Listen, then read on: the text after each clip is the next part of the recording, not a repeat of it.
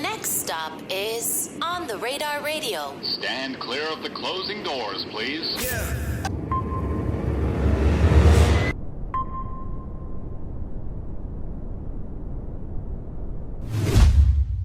Yep, On the Radar Radio. Yo, special guest in the building. FelixThe1st in the building, my What's guy. going on, brother? Welcome to the show. Welcome to the show, man. How you feel today? I'm good, bro. Good. We had a whole makeup artist here getting Yes. you right. So explain to me, like, because these aren't like, you got different ones every single time, right? Yeah. Explain to me, like, the symbolism and the meaning behind you getting the marks on your face. It's low key. It's kind of dumb, really. Like low key. It's dumb as I was crazy. mad inspired by like wrestlers when I was younger. Okay. And like, I wanted to just be Jeff Hardy. So low key, like I've realized a lot of the lines I've taken from like Sting. Like there are a lot of similarities to Sting, but also it's just a lot of inspiration from the rock world and just things like that, and kind of just meshing it together and making it work. Well, I mean, your music is kind of like that too. Yeah, you feel me? In all due respect. But before we get to the music, like, how do you decide what designs you're gonna get on? The thing is, I've worked really closely with my makeup artist in London for like a long time. So she kind of gets me, and we kind of just sieve through different ideas, and it kind of just grows every single time. But because we can't really decide on one, we kind of just let it do what it wants. You know what I mean? So you have like a palette of like ones that you'll be doing. Realistically, we just got like hundreds of pictures of every single look, because every single look we take a picture, Right. and then we kind of just mix them all together. Like, try and make it work, you know? So you'll take like two looks and you'll mesh them into one, Type and it'll shit, create a yeah, whole yeah, new yeah. look. That's fire though. So, but for you, you were really like dancing before Yeah. all the music, right? Yeah. So when did your dance career really begin? That's a good question still. I feel like my dance career started properly, like a professional career started at 16. Like I dropped out of college to go on tour with this band in the UK called Years and Years. Yep. And like I was just doing that full time. It felt like, it was mad, didn't it? But that was like kind of my moment where I made money, I lost money, I like grew up type shit. So it kind of made me realize, all right, cool, I could be doing this for a living. From then just kind of started doing the local gigs like X Factor in the UK. When they have the EMAs, like when they have artists down, I was dancing for them and shit. And then, yeah, I did the Spice Girls tour at 17. And that's when it kind of like, full time was my job type. Like, that's what I was doing. Yeah. I also wrote down you did Stormzy Yeah. at Glastonbury, Yeah. EMA Awards, and then Spice Girls reunion Yeah, tour. What yeah, was the yeah. Spice Girls reunion tour like? I wasn't even born when they made music. Right. Do you know what I mean? Like, so it was tapped. Like, it was more of a thing of like my family was gassed. Like, they were more excited than you were at the time. Everyone was lit. But there was a thing of when I actually went on the tour, I really like started to appreciate like the impact they had on British culture and even worldwide. Do you know what I mean? Like, there's one of those bands that they're known worldwide. Do you know what I mean? So being on stage with them and really like just soaking in their knowledge and what's really going on behind the scenes made me want it more. Like, that's what really made me deep it. I was gonna say, so from that, was that like the Spice Girls tour? Was that kind of like the switch in your brain that went off? That's like, oh, I want to be able to be the artist now and pursue this. For that one, it was kind of like, that made me want to like tour more. Okay. And then when I did Stormzy Glastonbury, that's when I was like, I was there with all of my boys. Like, one of my boys was choreographing and we were all dancing for him. So it was a thing like, we were all on stage and I was like, bro, I'm here with the man them. Like, I could be doing this for a living. Like, what's stopping me from doing this as well? Do you know what I mean? Yeah. And then when I was in the States, like after that, I must have auditioned for like Justin Bieber tour.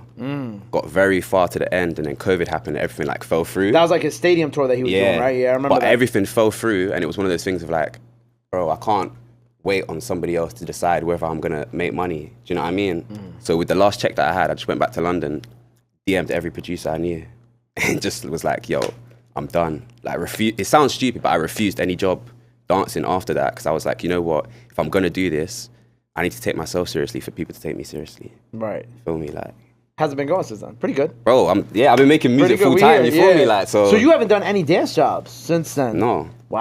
I retired like 2.5 years ago. retired. Yeah, I'm done, bro. But I feel like I had a good, not to gas myself up, but in the dance scene, I did well for myself at a young age, and like I'm really grateful for everything I did. Yeah. So like, yeah. I was about to say, like, from a lot of people, especially like from like London and the UK, like doing a Spice Girls reunion tour, that's kind of like, yeah, I can't lie. That's Right, that's too. one of the bigger jobs because realistically in London, there are massive artists, but not a lot of them use dancers. Do you know what I mean? So that was like one of those opportunities where it's like, not a lot are gonna come, and this moment's here right now, so I'm just gonna go for it. And I was able from that to kind of like have a sense of independence for the first time at 17. Do you know what I mean? Like I was away from home, staying away for a while, and it really just made me like want that life full time. Yeah, with your music too is like a lot of people who, well, especially who come here, but like I feel like a lot of people would expect like an artist coming out of London, especially West London, to be making like grime or drill, right? But your music is very alternative in that respect too. Has those elements, but it's, you know, like we had kind of said, like whether it's like the face tattoos and whatever, inspired from like rock and whatnot, right? Yeah. What was the decision for you to kind of like take that route with the music? Was it just based off of like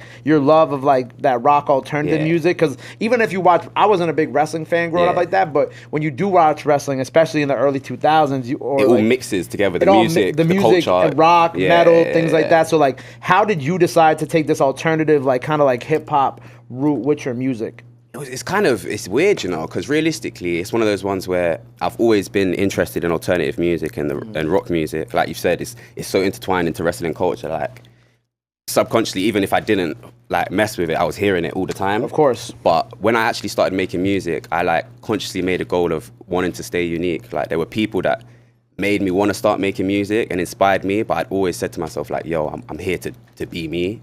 So it was kind of like just trial and error.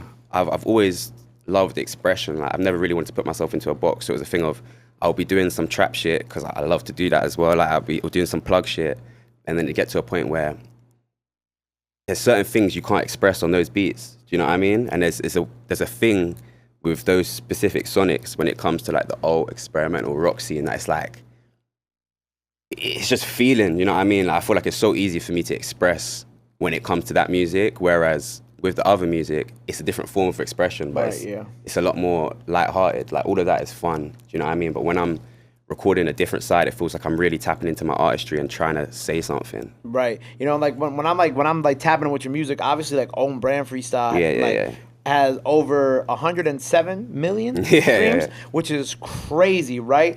How, like, when did you start realizing that record was kind of becoming like the one to really like get you out there as like an artist? You know what I'm saying? It was crazy. I felt like that was the second song that I'd released.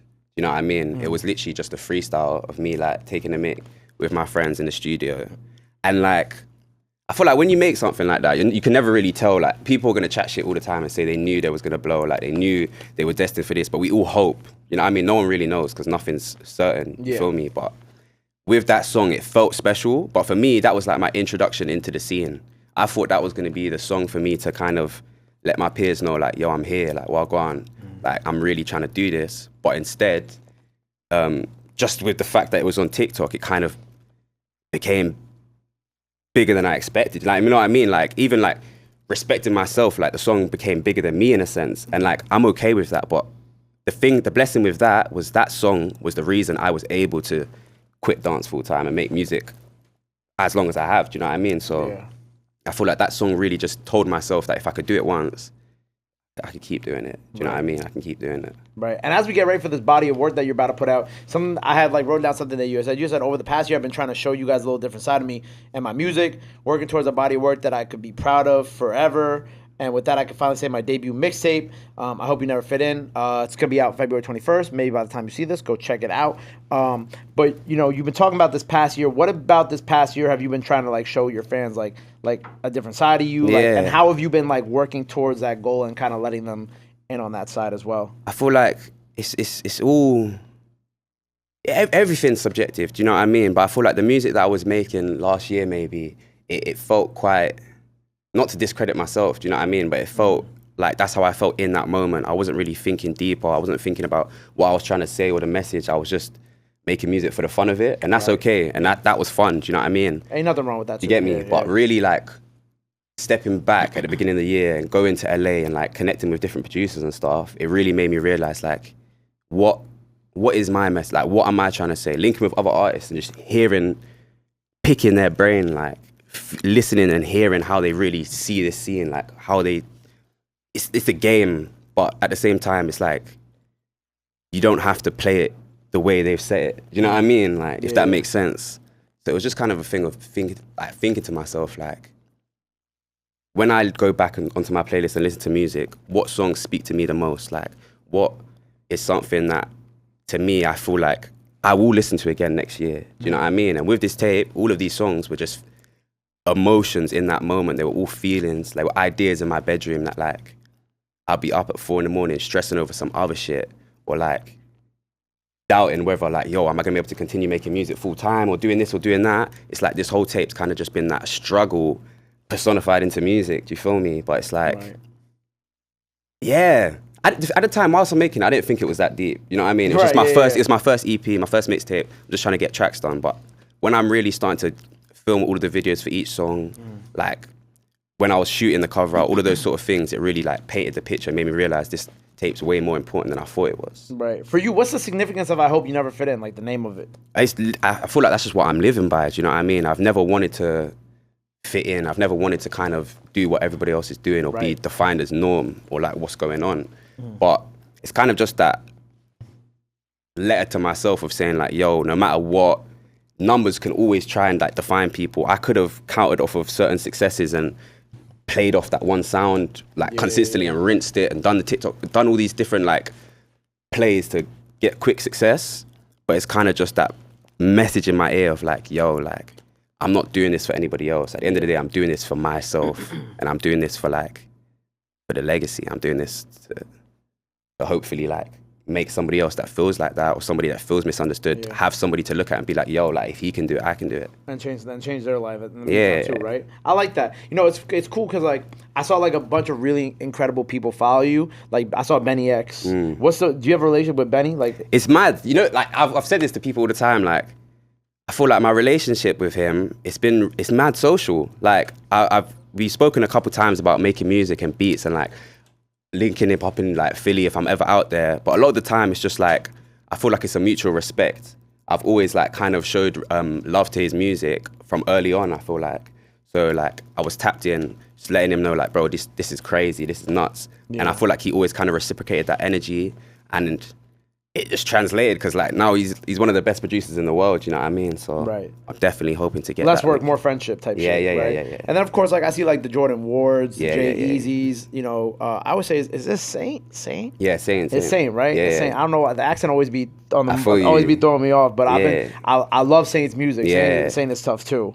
Nice, bro. I can't lie. The London scene right now is going nuts. But like what you were saying, Jordan Ward, he was a dancer beforehand. Yes. So that was like, we literally were just friends from before when we were both dancing, when I'd come out to LA. So we had that mutual respect. And then when he made music, I feel like he's literally one of my favorite artists. Incredible. Right now, do you know what I mean? Yes. So that made sense. And then like I was saying with the UK, Saint's one of those people that's just been pushing the narrative. Like he's been pushing that, just the UK movement, do you know what I mean? But he's like one of many. In a very different way too, Yeah, like not in a sense of like, the UK, he's one of those guys that is cold, but I'm telling you now, there are so many people that you might not even heard of yet that are doing it up as well. Like, I feel like we need people like Saint to go out and fly the flag and let people know that UK is really doing stuff. Because, boy, like when people are going to tap in and see what else is going on out here, they're going to be rattled. Right. 100%, bro. Now, what's your project too? Is anybody else on it or is it just you? Nah, it's all me. Okay. There was moments when I was kind of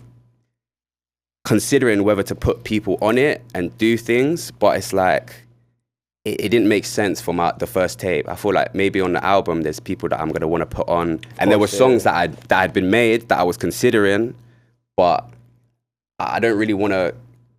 I don't want people to rate me off of someone else's name. Do you know what I mean? I'm not really trying to get validation off of a feature. I want it to be more of a thing of like, you hear what I'm doing. I didn't need the feature, but I'm doing it from a creative standpoint, not from a business standpoint. You feel me? Right. I respect that. And so we'll get music with more people down the line. Okay, for sure. So we got this project coming out. Then what do we have after that? What comes next? Literally, I feel like the vibe is I'm trying to get the project out, like you said, on the 21st. We're going to try and do a video every month because there's 13 tracks on the tape and there's going to be a video for every single song. Swan song on the tape too? Yeah. Okay.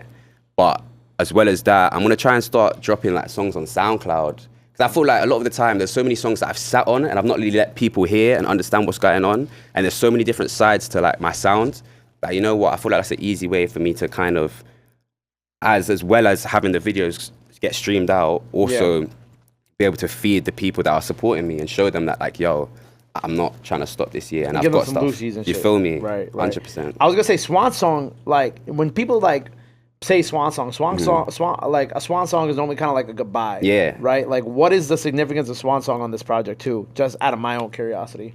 For me personally, that was like my favorite song.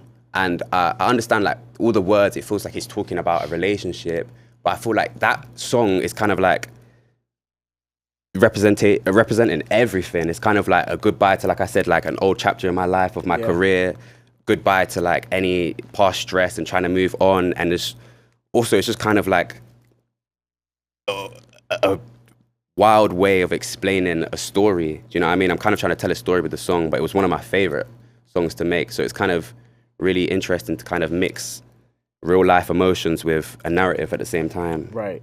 That's fire, man. Well, look, by the time people see this new project out now, Freestyle, now by the time y'all see this, go run that up. Before we get up out of here, we have you perform. Anything else you want to let the people know? Where they can follow you at, all that good stuff? Now it's time to do it. This camera on the right here. I was about to say, FelixThe1st _ everywhere. Can't lie, you'll see me. YouTube, TikTok, Instagram, X, like anywhere you want to find me, you'll find me. But yeah, we're getting active 2024. It's the time. Like, London's here. We're really here. Come on. There you go. Well, look, make sure you go check out the new project out February 21st, or maybe by the time you see this, go run that up. Make sure you go follow him. Go show him some love. Go show him some support. Love is free. Support is free. But y'all already knew that. Till next time, FelixThe1st on the radar. We out. Bye. I got love. Bye-bye. Come on, bro.